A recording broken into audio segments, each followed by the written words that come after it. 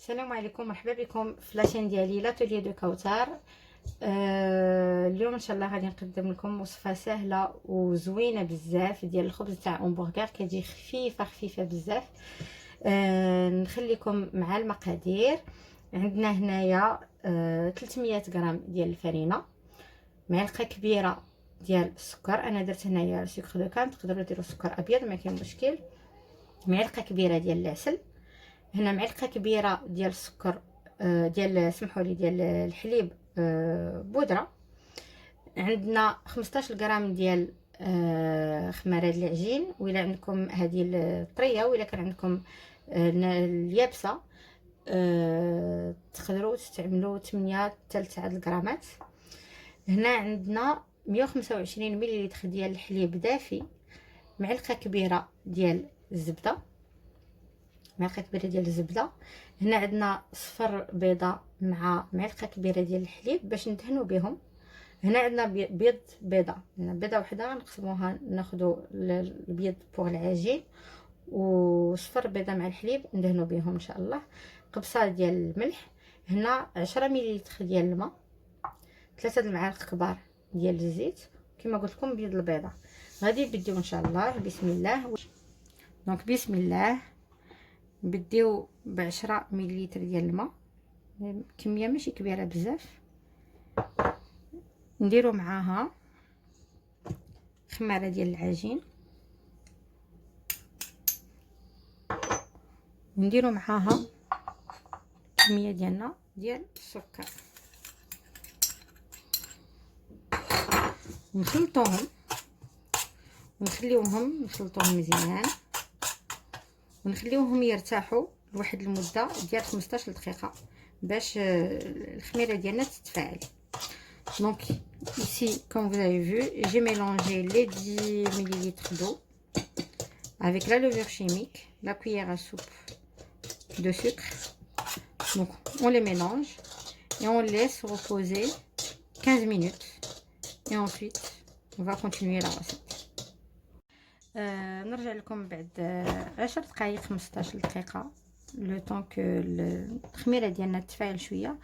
غادي نرجعوا غادي نديروا المقادير كامله اللي بقات عندنا الا الحليب هو اللي حتى الاخر، ونديروه شويه بشويه.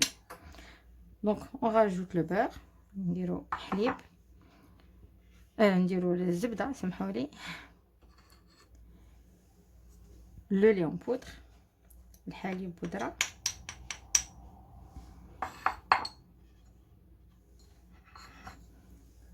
لو ميل، العسل،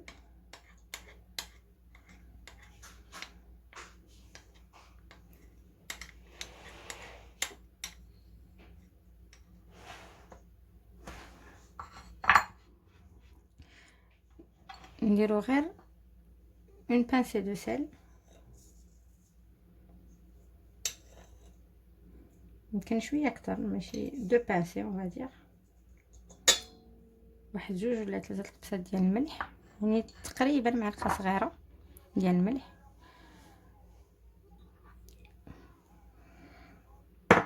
زيت الزيتون،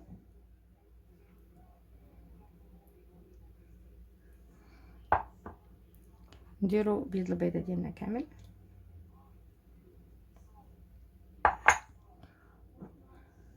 تلتمية غرام د الفرينه نديروها كامله،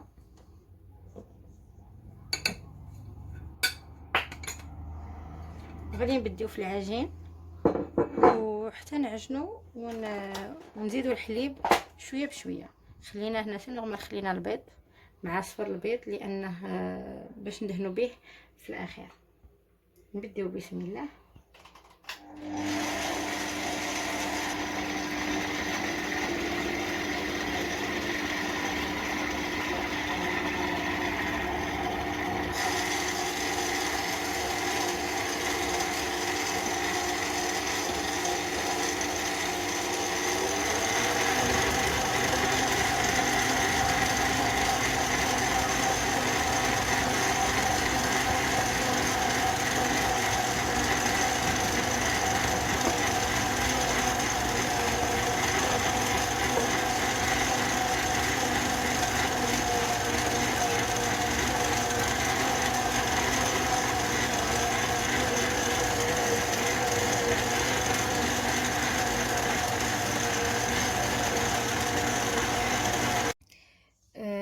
سخنت العجين نرجع لكم باش تشوفوا كيفاش كيكون مطلوق وكيلصق في اليدين. دونك سي نورمال، هذا هو اللي كيجعلو يكون خفيف. دونك après le pétrissage, je vous montre comment doit être la pâte, très légère. Donc c'est ça qui fait la légèreté des pains burgers. Donc ce qu'on fait, c'est que on n'hésite pas de mouiller les mains à chaque fois qu'on touche la pâte. Ce qu'on fait, c'est que je vais la recouvrir d'un torchon et je vais laisser lever le temps qu'il faut, 1 heure et demie. Tout dépend de la température dans votre cuisine. Et on revient pour les façonner. غادي غطيته وغادي نخليه يخمر ما بين ساعة ونص. يقدر يكون قليل إلا كان عندكم درجة الحرارة في المطبخ مرتفعة. ونرجعوا من بعد باش نكملوا اليوم برجر ديالنا. نرجع لكم من بعد ما خلينا العجينه تخمر. ها هي ضعفت في الحجم. باش ما تلصقلناش في اليد نهز شويه تاع الزيت في يديا نسيت. دونك ندهنو يدينا شويه بالزيت، نحيدو هاد الفقاعات اللي كيكونوا تاع الخميره. Donc notre pâte à lever, on met un petit peu d'huile sur les mains pour pas que ça colle, pour pouvoir toucher la pâte, et on enlève les bulles d'air. Ensuite je vais la diviser en 5 parce que cette quantité elle nous fait 5 pains burgers, les larges, les XXL, comme on trouve chez Quick. Donc, un peu de farine sur le plan de travail. Et je mets ma pâte dessus.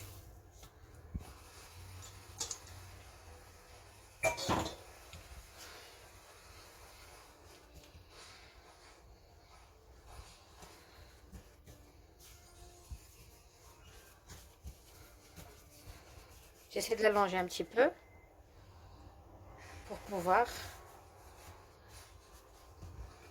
pouvoir la diviser en... On essaie de travailler la pâte un peu comme ça.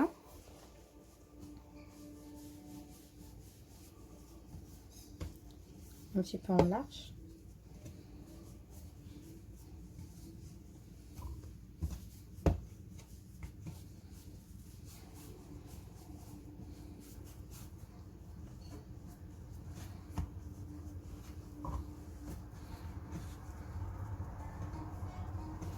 Je peux laisser même comme ça, celui-là il est déjà...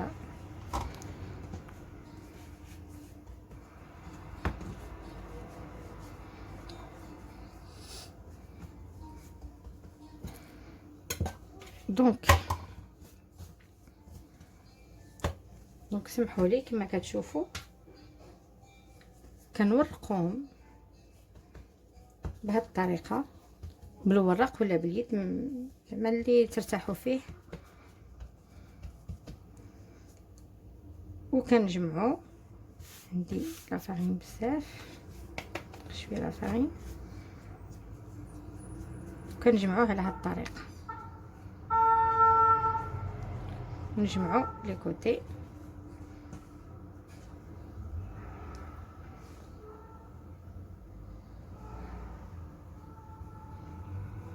ما خاصش تكون الفرينه بزاف كما انا درت باش يلصقوا.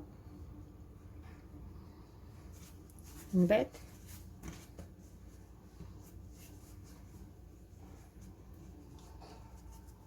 هو موجود نحطوه يخمر مباشره في الصني اللي غنطيبوه فيه.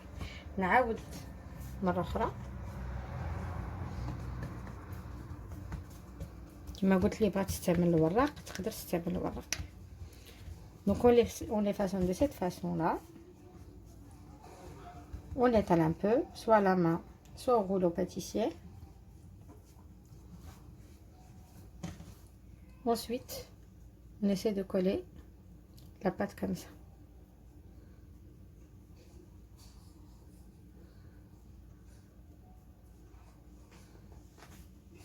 Puis on façonne.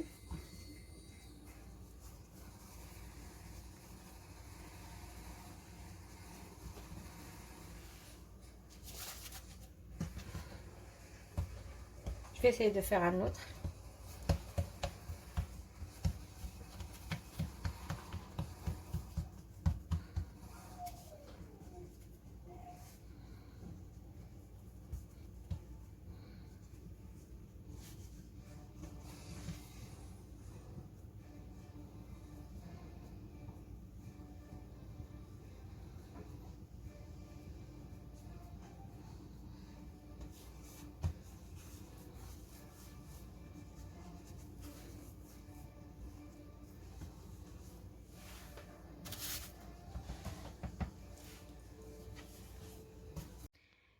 من بعد ما كملت الخبز ديالي نخليه على هاد الطريقه، نخليه يخمر مره تانية ونرجعو باش ندهنوه ونطيبوه.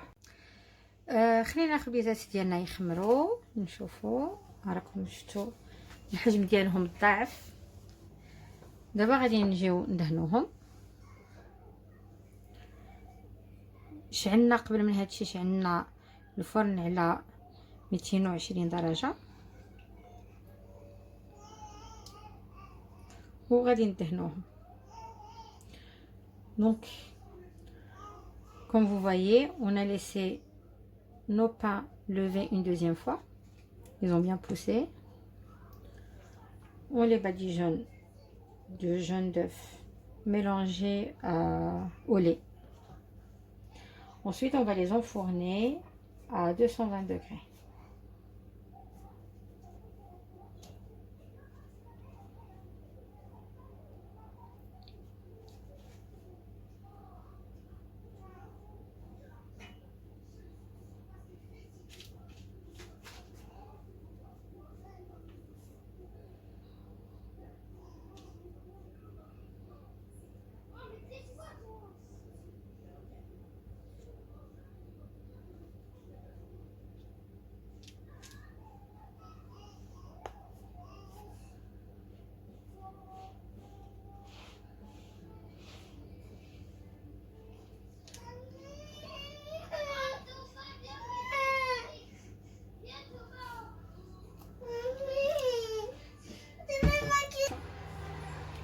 دونك كما شفتوا معنا هنايا نقدروا نديروا فوق منهم السانوج كما نقولوا في المغرب، ولا لي غراند بافو، والتزيين كيبقى فريمون على حسب الذوق. يا اما نقدروا نديروا البافو ولا نديروا جلجلان، ولا نديروا اللي بغى يدير البودره ديال الثوم. انا غادي تشوفوا معايا غادي درت البافو وندير معاه لي زيرب دو بروفانس. نقدروا نديروا ميم الشوفان. Donc une fois que j'ai badigeonné de jaune d'œuf mélangé au lait, de rajouter du pavot, des graines de pavot. Je rajouterai aussi les herbes de Provence et on peut faire selon nos envies. Des graines de sésame, de l'ail en poudre. C'est vraiment selon le choix de chacun, selon les goûts de chacun.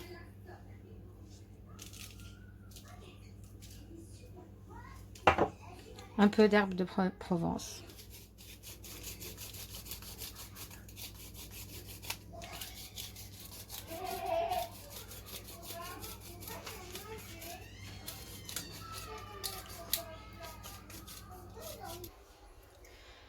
Donc, comme vous voyez, ils sont prêts à être enfournés. نديرهم ان شاء الله في 220 درجة ونرجعوا من بعد باش نشوفوا النتيجة. هنايا كنجيبوا الدجاج، شرائح الدجاج ديالنا كنديروا لهم ملح وبزار وكنديروا لهم الحليب حتى يتغطاو. هاد الطريقه كتجعلهم يكونوا رطب، واخا حتى نفوتوا لهم شويه طياب ولا لداخل كيكونوا رطبين بزاف. كما كتشوفوا باش نديروا الباناج كما العاده عندنا الفرينه والبيض ولا شابلور. Alors, pour préparer nos tranches de poulet, on prend les tranches, on met un peu de sel, un peu de poivre, on recouvre de lait. le fait de les mettre dans le lait leur permet d'être tendres, plus tendres. On les laisse dans le lait environ un petit quart d'heure jusqu'à une demi-heure. Ensuite, on aura besoin de farine, d'œufs et de chapelure pour les paner.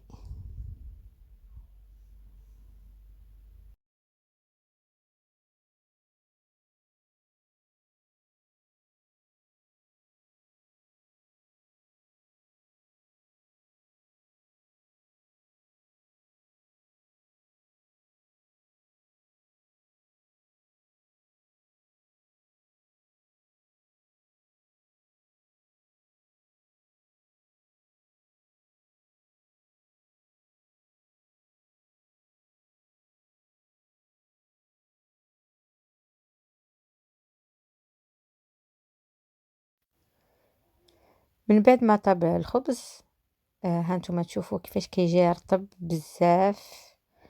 انا غادي نفتحو قدامكم باش تشوفوا كيفاش الشكل ديالو شحال كيجي رطب وسهل باش يتقطع. انا في هذاك الوقت طيبت دجاج لي فيلي دو بولي باني وهما موجودين. ودابا غادي نبداو المونتاج ديال لي ساندويتش ديالنا لي همبرغر اكسترا لارج.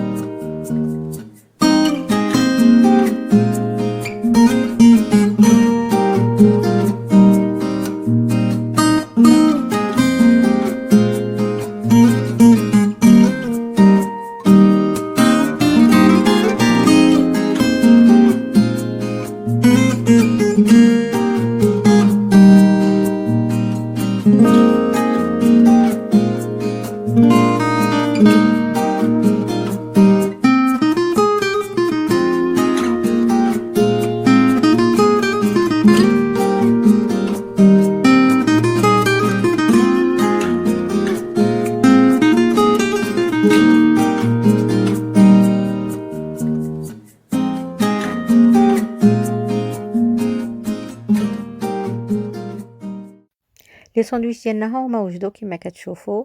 دي برغر بالبولي باني. نتمنى تجربوهم ويعجبوكم. ما تنساوش تعاونوني بابوني وتبارطاجيو وتعاونوني بدي جيم. شكرا لكم.